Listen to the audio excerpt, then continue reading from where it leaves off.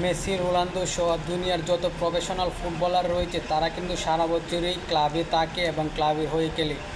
যখনই দেশের হয়ে ডাক আসে, দেশের জার্সি গায়ে, তখন কিন্তু দেশকে প্রতিনিধিত্ব করে প্রত্যেকটা প্রফেশনাল ফুটবলার।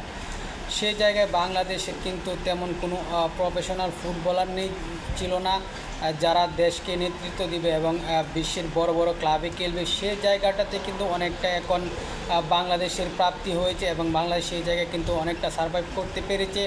এখন বাংলাদেশের যে প্লেয়াররা রয়েছে তারা কিন্তু বিশ্বের অনেক ক্লাবে খেলে এবং তাদেরকে দিয়ে কিন্তু এখন বাংলাদেশ ফুটবলটাকে অনেকটা এগিয়ে নিয়ে যাবে, এটাই এখন সব দর্শক এবং বাংলাদেশিদের প্রত্যাশা।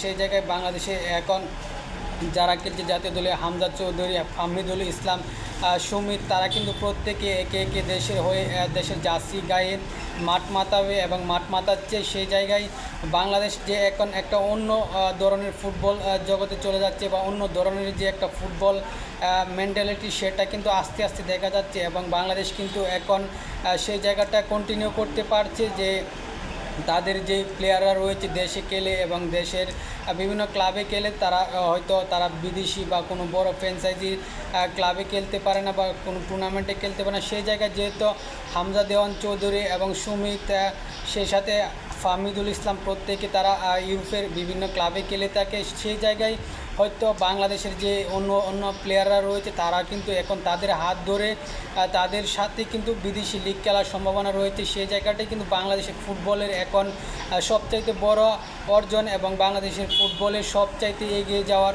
সবচেয়ে যে গুরুত্বপূর্ণ মাধ্যমটা, সেটা কিন্তু এখন সেই ফাহমিদুল, হামজা চৌধুরী, সুমিতদের হাত ধরে কিন্তু বাংলাদেশ নতুন স্বপ্ন এবং নতুন পথ চলার পথে কিন্তু পাওয়াইয়ে